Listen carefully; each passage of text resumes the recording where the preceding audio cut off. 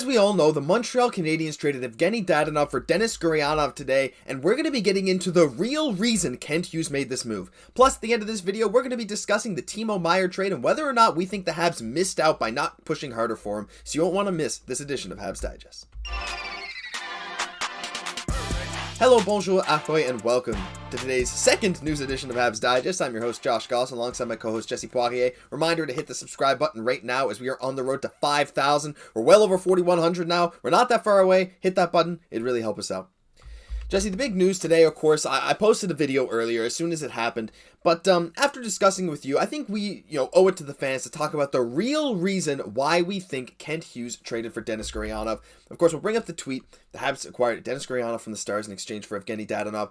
Jesse, this trade to me, the real reason I think Hughes did this, it screams reclamation project. We saw what happened with Kirby Dach. Denis Gurianov is a forward who hasn't quite reached his potential for Dallas. He's a big guy who people say is maybe a bit soft for his body.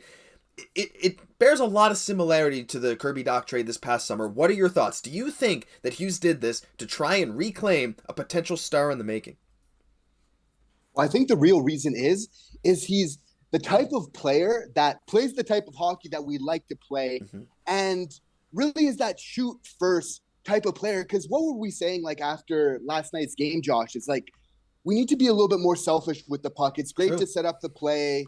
It's great to be a playmaker, and of course that needs to be part of our game. But there's a time when you have a great opportunity when you really need to shoot. So I really think that this is a great addition, and I think that Kent Hughes, he really sees something in this player. Yeah, I think he does too. And this guy, guys, don't forget. I mean, do I have his stats here? I'll bring that up in a second. Here are his stats. I mean, just have a look at this guy. His first full season in the NHL, 2019-20, 64 games, 20 goals, and in the playoffs, 17 goals, 27 points, including a 4-goal game. I mean, yes, the last few seasons have been a little lackluster, but this guy still has the potential. He has the ability to put the puck in the back of the net. And Jesse, one big thing I've seen a lot of people talking about, like sort of you said, the style of play fits well for Montreal, but I think the style of play fits perfect for Martin St. Louis, a guy who lets his guys do what they want, make their own decisions, flow within the offense, not be restricted to a specific system like maybe Pete DeBoer is running in Dallas. How much do you think that Martin St. Louis is going to be able to sort of let Denis Gurianov be free on the ice? And do you think that could really translate quickly to points? That's a great point, Josh. What I like so much about this trade, just kind of hearing the early rumblings about it, is that they're just asking him to be an offensive type of player. They're really catering to his strengths and the type of just Russian type of sniper that he is. Like, we know that the Dallas Stars have a great team, in my opinion, one of the cup contenders. They're asking him to play a little bit more of a bottom six on a very deep Dallas team. This doesn't mean that he's not a good player, right? As we've seen, scoring 20 goals in the NHL, he's one of those players where he's not super young, but he's not super old either, and there might be a lot more potential for him because he really plays a fast game. And what I also like about why we brought him, and I think another big reason for that, is that he looks like he could be good on our power play. Yeah, he could. And the Montreal power play, while it's been bouncing back a bit recently, has been a big point of struggle, of difficulty this whole season. So Denis Gurianov is a guy who really can come in and spark something immediately. Now, the issue that I'm seeing with him, of course, is a lot of people are talking about he's a restricted free agent after this year. He's not a UFA, he's an RFA, which means that Montreal can keep him if Gurianov agrees at $2.9 million for one more year, or they can extend him before the season is over. And here's sort of the second possible real reason here that I think Kent Hughes is going after him, is that it's a very low-risk move. Essentially, Gurianov plays a lot like Dadonov, where there's theoretically a lot of offense, not much defense, but is a real threat when he's on the ice to create a play, to create a shot.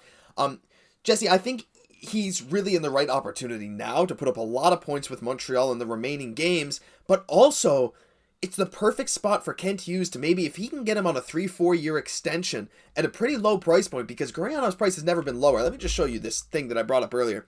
You don't really need to understand too much about what these stats mean, but offense and defense, the power play offense, shorthanded defense, and penalties, he is not good at any of them. Red is bad. He's very much below average, the weighted average of goals above replacement. So essentially how good he is above like an AHL level replacement player.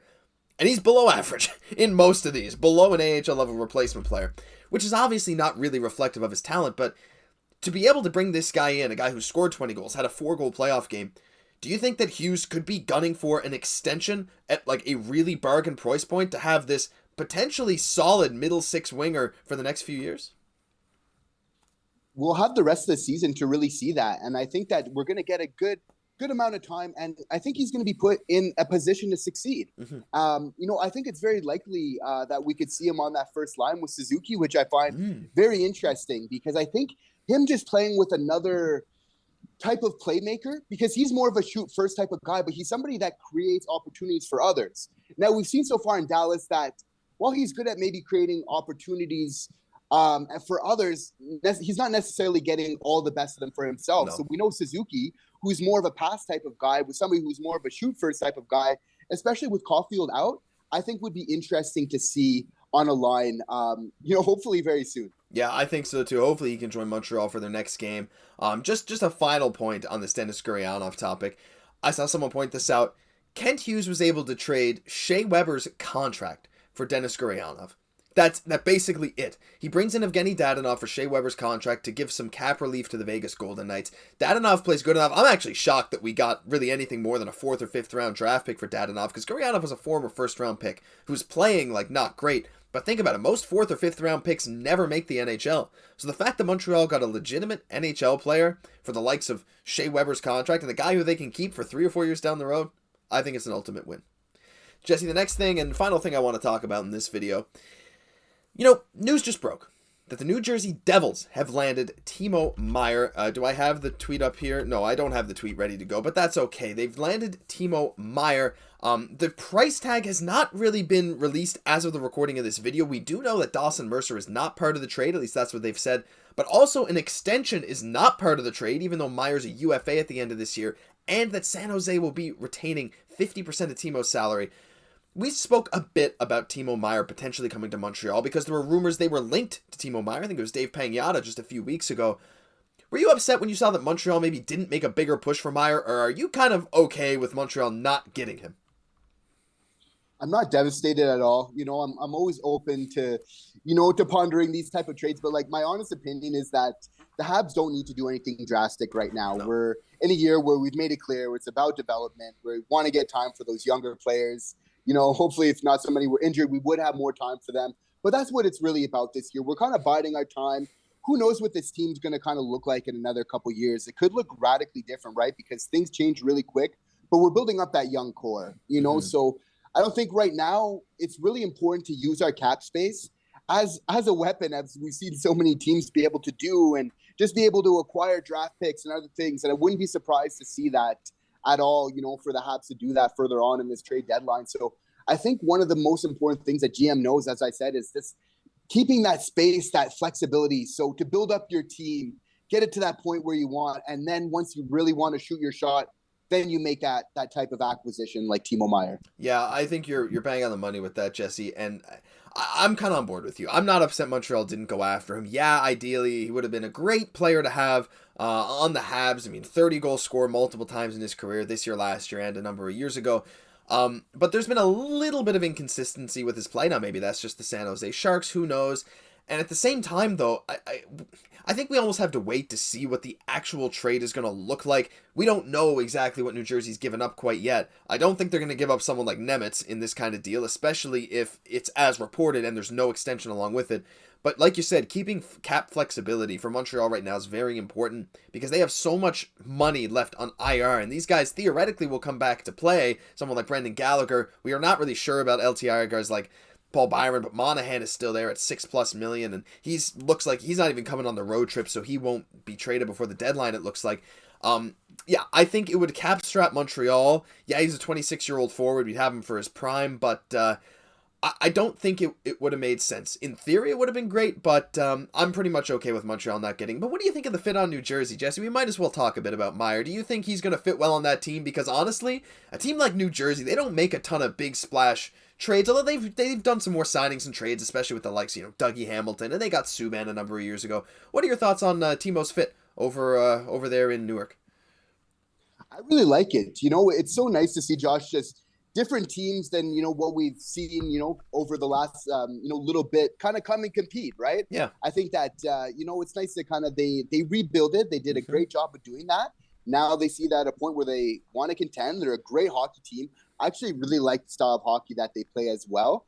So I think that it's, at a certain point, it's like you do need to be aggressive, and sometimes you do need to get that star player to take you over the top. So I think it's a great acquisition for them. Yeah, I think so too, and they've rebuilt pretty much the right way. Of course, Dawson Mercer, pride in Newfoundland, love the player, and he's still there, thankfully, through this trade, at least as reported. Jack Hughes, yeah, he had a slow start to his career, people saying, oh, he's a bust, and now he's legitimately one of the most skilled forwards in the NHL. True. I think the fit is great, and I think he's going to thrive there, and if New Jersey wasn't scary enough already, that team is going to be hard to knock out come playoff time.